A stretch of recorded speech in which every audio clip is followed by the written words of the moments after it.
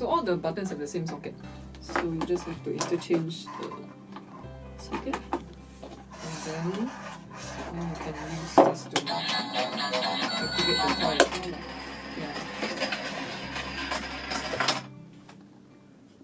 Yeah. What inspired me to start up Engineering Good? I was working as an engineer in solar power social enterprise. We were designing solar home systems for rural communities in Laos. You could really see how engineering can really help the marginalized and underserved communities there. So I wanted to create similar opportunities for engineers in Singapore to be able to volunteer their skills as well. Initially, we wanted to also do more projects overseas in international development. Those projects didn't really pan out too well. And because we also wanted to engage more engineers here in Singapore, we decided to focus on assistive technology for persons with disabilities. So this switch is a commercial switch. So it's a lot more sensitive if you compare it to our big button switch. This one is a lot more sensitive, but it's also very expensive. So especially if you talk about parents, where it's already very expensive to raise a child with special needs, trying to get assistive devices can be really an additional cost. Yeah, so being able to have a low-cost big button switch that the child can use at home really adds to their ability to play well. The Hack-a-Toy is actually, I guess it's the most publicized thing that we have. Came about from our first project. We got in touch with, or we were introduced in a sense to AWA School, which is another special education school. And this was one of the first ideas they brought up because they had gone to another assistive technology center overseas somewhere, and they had seen all these DIY switches, and they were asking us if we could do the same DIY switches here, for their students. So that was how the entire Hack-a-Toy idea came about.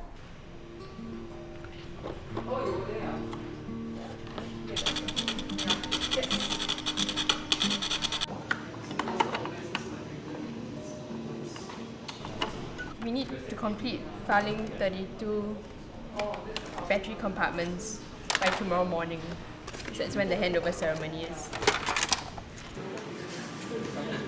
I think they've been here for about 3 hours doing this.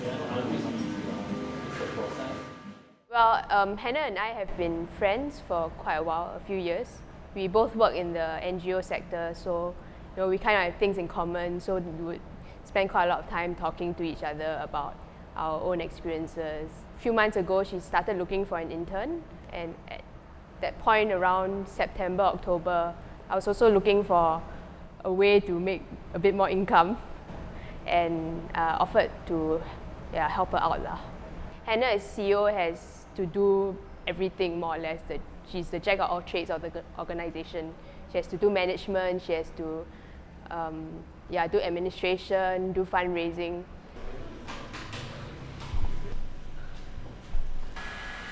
So Ivan is one of our volunteers.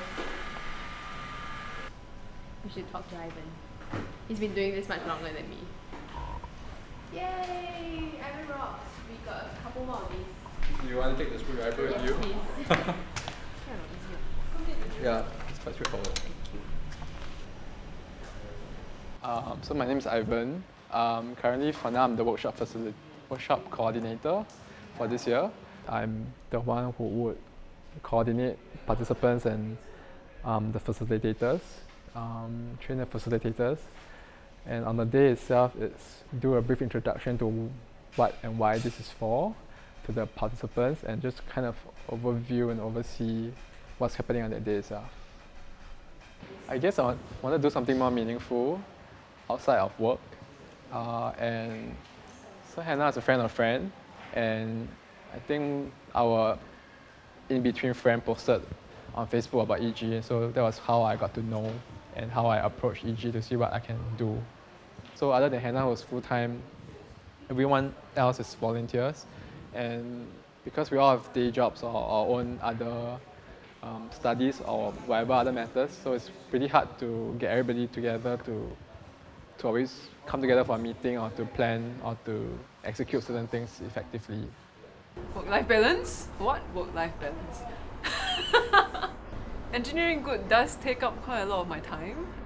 I'm trying to find a better balance of my time. Yeah, because I do realize that in the early stages of running the organization, I, you know, literally spent almost all my time on engineering good, which was not very healthy lah.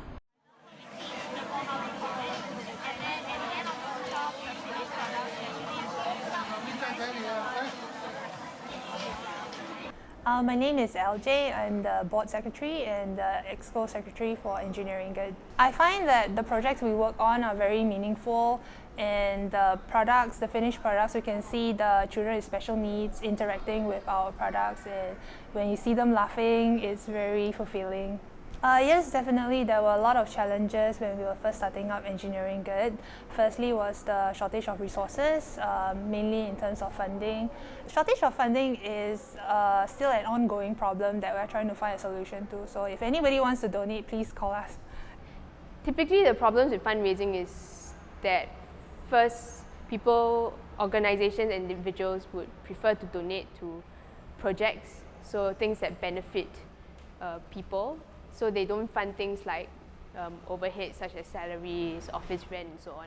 Yeah, then it becomes very hard for NGOs, many NGOs, to be able to find funding to cover things like that.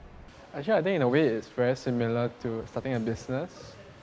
So initially, you have limited funds and limited resources, and you cannot really promise people anything because there's nothing to be promised yet. If you want to start something, it really takes a lot of heart. And I think for the NGO side, it's even harder because at the end of the day, you really cannot promise any material returns. You are just really appealing to people's hearts that you are basically helping people, and that's good enough. Yeah.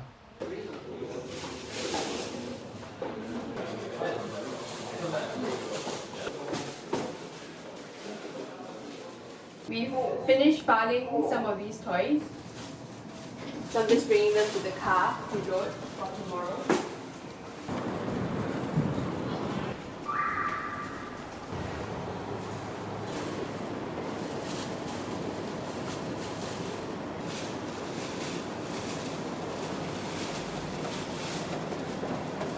Not the best arrangements, but we'll make do.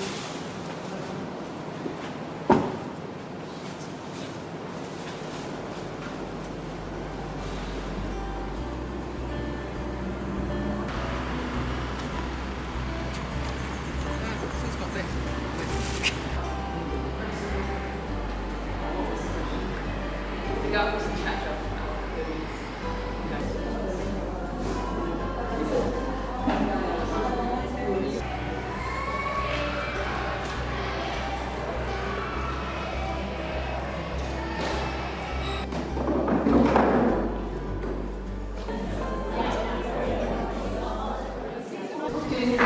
Afternoon, everyone. Thank you all for coming down. We focus on assistive technology for persons with disabilities. We have our projects run with your school. We also run projects with other disability organizations as well. So I think that's all from me. You guys can start tagging.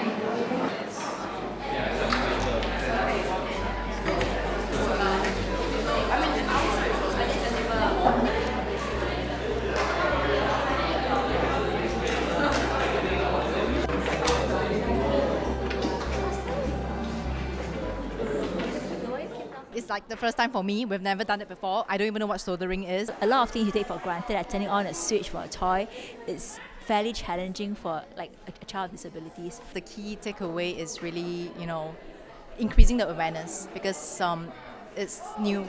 This thing is really new to me, and I'm not aware that there are such technology that we can actually do cheaply and easily for the kids that actually needs it more. Yeah. I work with the children who have a physical disability in the school, mostly from cerebral palsy. So I feel like there is still a lot of area to improve, especially using everyday tools. So for example, using a mouse is one of those, playing with toys as well, because some of them, the on-off switch are very small, and children's hands, they might not have the ability, the muscle strength and the coordination to turn on a switch which is really, really small. But instead of having someone do, their parents, the caregivers do things for them, having these adaptive technologies, they can do a lot more things by themselves and being able to live as independently as they can.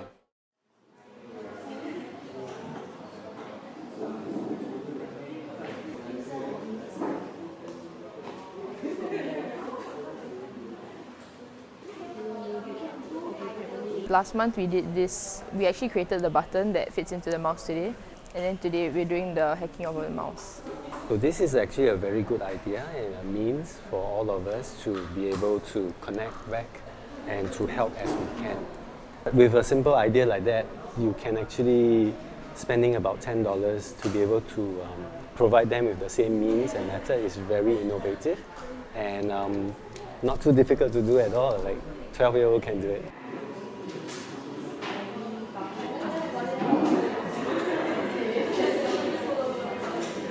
I'm given the opportunity to help disabled children, and at the same time get to use the solderer and learn about these circuits. Like even the smallest things we do can actually impact other people. Like for example, the workshop today, it wasn't that complicated. We just kind of like the soldering skills and like piecing the mouse together. So we just use simple skills like this, but actually makes quite a big impact to the person who's able to use this mouse in the future. Yeah.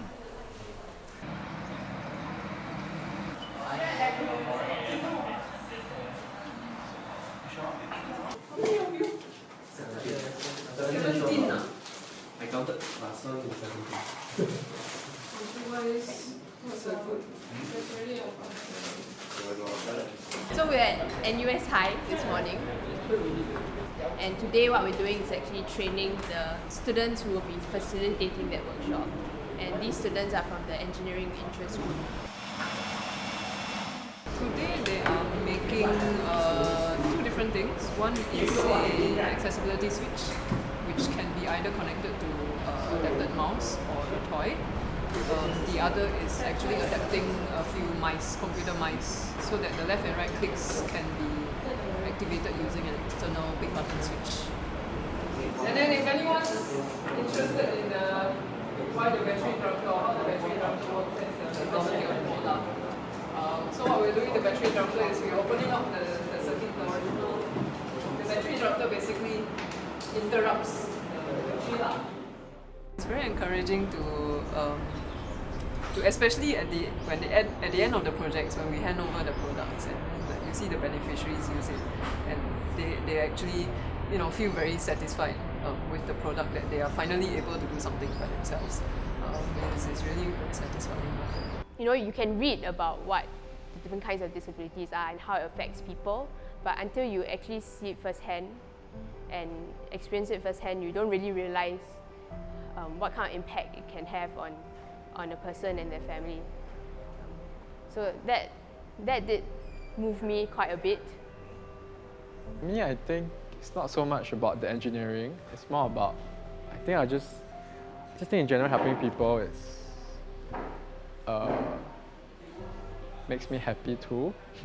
So it doesn't have to be engineering, it can be any other means.